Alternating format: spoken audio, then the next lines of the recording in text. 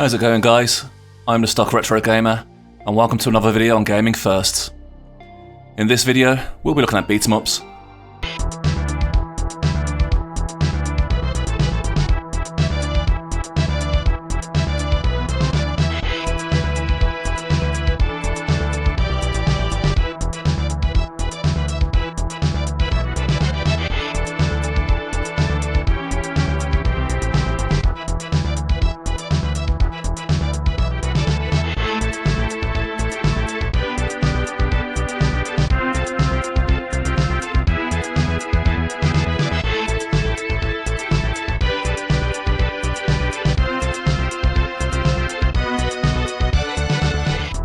The beat 'em up goes back to the early 80s and peaked in the 90s with Streets of Rage, Final Fight, and the Ninja Turtle franchises, to name a few.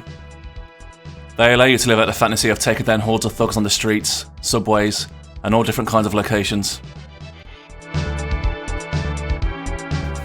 As they evolved, they became more and more innovative in many ways. So join me, the Stock Retro Gamer, as I take you on this journey of beat 'em up firsts.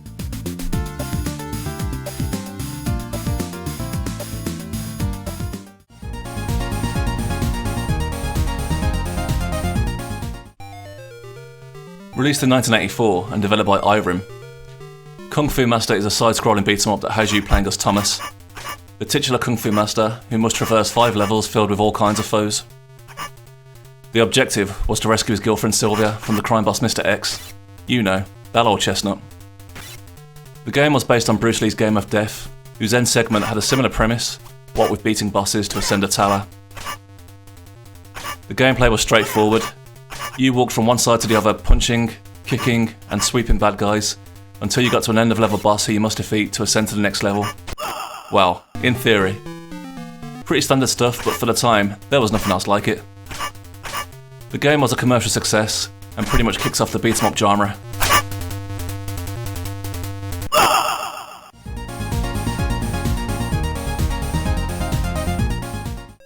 What's belt scrolling, I hear you ask? Let me tell you about it. The movement in early beat 'em ups would be limited to forward, back, and the jump option. This was fine for some games, but it wouldn't really allow you the range of freedom one would need in a combat situation.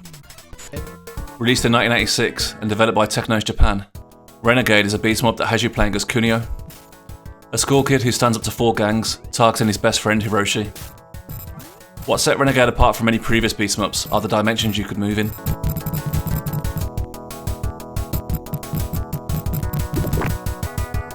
No longer could you just go backward and forth.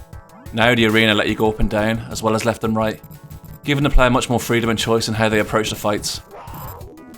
This is known as belt scrolling, and has been used in the majority of subsequent beat 'em ups. As well as this, Renegade had a large array of attack options, including grappling, stomping, and combos.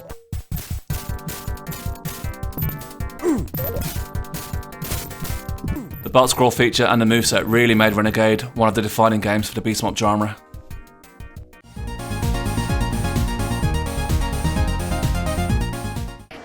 Why take on the bad guys alone when you could ask your buddy to join you in the fight?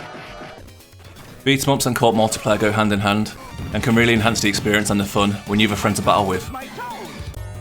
Released in 1987 and developed by Technos Japan, Double Dragon is a side-scrolling beat 'em up that has you playing as either brother, Billy Lee or Jimmy Lee, as you fight your way through 4 areas. You take on the Black Warrior gang in an attempt to save Billy's girlfriend, Marion. Being called Double Dragon kinda gives it away, but during gameplay, all the friends had to do is insert a coin to join in the fight with you, and bam, you were sharing the action with somebody playing your brother.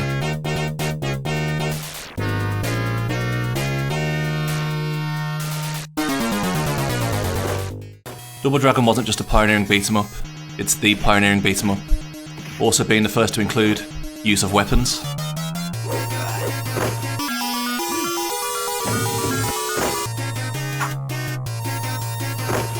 a side-scrolling level, complex movesets,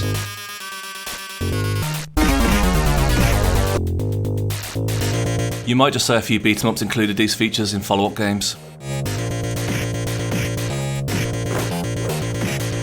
Double Dragon spawned multiple ports and multiple sequels, and really put beat 'em ups on the map.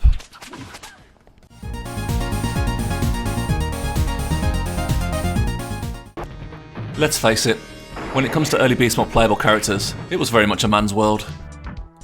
This wasn't just evident in beat 'em ups, but most computer game genres.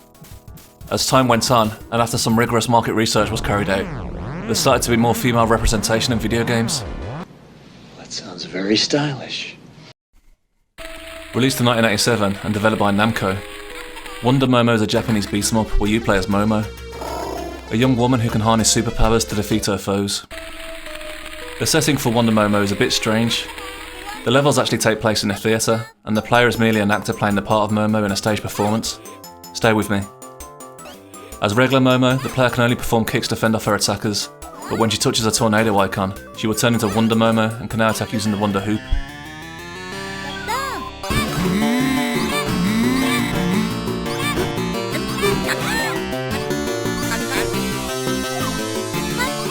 Her most powerful attack is the Wonder Typhoon, which sends out energy waves left and right.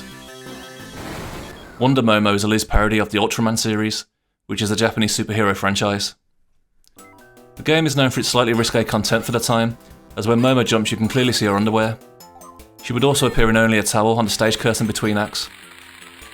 As quirky as the game was, Wonder Momo opened the door for more female beat 'em up characters, and it's fair to say they were here to stay.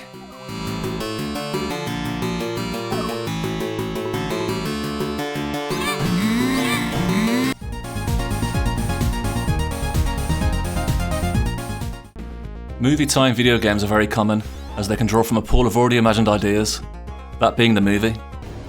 They already have a blueprint of how the characters, levels and music will be, although the developers were free to go off-road if they wanted. Released in 1990 and developed by Atari, as well as a bunch more. Batman the arcade game is a side-scrolling beat 'em up that has you playing as the Cape Crusader, as he makes his way through 7 levels to finally beat the Joker and save Kim Basinger. The game is quite fast-paced, and as well as punching and kicking, Batman uses lots of projectiles to take his enemies down.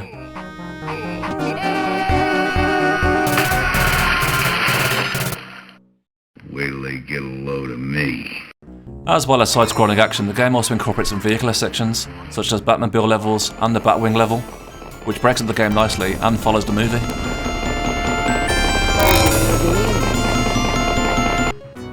The music and visuals in this game are very impressive, taken from Danny Elfman's haunting score and using digitised sprites depicting some of the movie scenes. Batman the arcade game is a delightful, albeit quite difficult romp, and many movie tie-in beat 'em ups followed.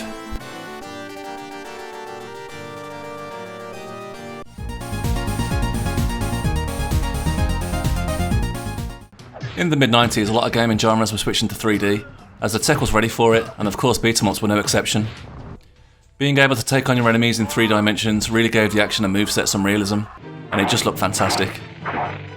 Released in 1996 and developed by Sega, Die Hard Arcade is a 3D action beat 'em up based on the movie franchise. You play as either John McClane or Chris Thompson, and your objective is to save the President's daughter from terrorists. Saving the President's daughter? Now where have I seen that before? No! Get away! Never mind.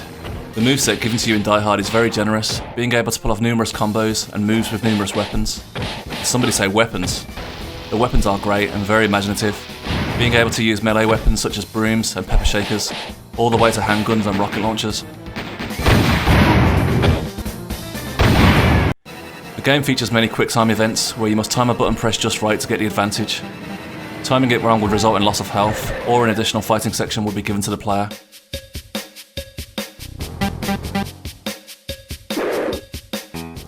Quick time events. Now where have I seen those before? Never mind. The game locations look great, mostly in rooms and corridors, although sometimes it would mix things up like this ladder climbing section.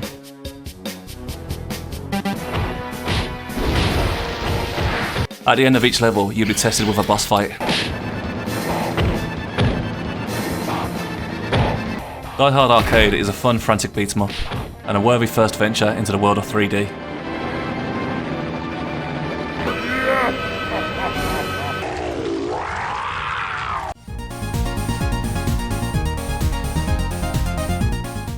Early beat 'em ups were very tame in terms of their violent depiction, mostly due to graphical limitations and to cater to a wider audience. As time went on and as graphics improved, video games became more violent and bloody in nature, and of course beat 'em ups followed suit. coming out with titles aimed at a more mature audience. Released in 1988 and developed by Namco, Splatterhouse is a side-scrolling, horror-themed beat-em-up that has you playing as Rick, a mask-wearing, meat-cleaving, gun-toting maniac. He must fight his way through 7 gore-filled levels to rescue his girlfriend, Jennifer. You were pit against all kinds of imaginative and monstrous creatures, which for the time really were a sight to behold. The attacks will be mostly punching, kicking, or swinging whichever blunt object you were carrying. And it was a whole lot of fun to see your enemies explode on impact. Splatterhouse's visuals were inspired by some big horror movie franchises, including Friday the 13th, Poltergeist, and Evil Dead 2, and it's fair to say it wasn't subtle about them either. Splatterhouse spawned 2 sequels and was ported to many systems, and even got a remake in 2010.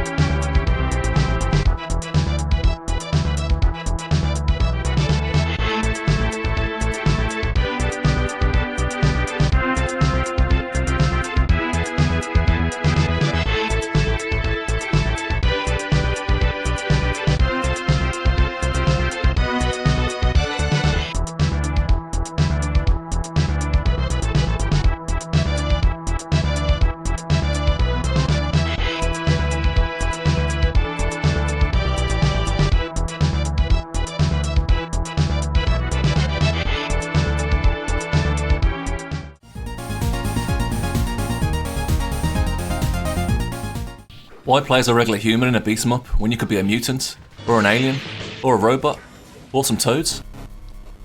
Beat 'em ups often use non-human characters to reach new heights in action, and just to make the experience that more interesting. Released in 1988 and developed by Sega, Altered Beast is a side-scrolling beat 'em up set in ancient Greece. You play an unnamed, resurrected Roman centurion, chosen by Zeus to rescue his daughter. Rescue Zeus' daughter? Now where have I seen that? Stop that right now. You fight your way through 5 levels, taking on all kinds of Greek mythic monsters. Your attack options are standard at first, only being equipped with a punch and kick. As you collect these blue orbs, your body and attacks increase in strength. Power up.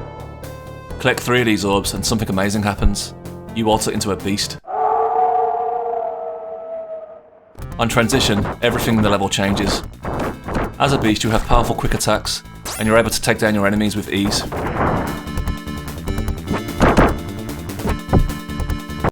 Also, the music in the level starts to pick up, amping up the excitement. Each level has you changing into a different beast. A wolf, a dragon, a bear, a tiger, and another wolf. Come on guys, you couldn't think of a 5th beast? Each beast has their own unique special moveset, and boy does it feel satisfying to clean house.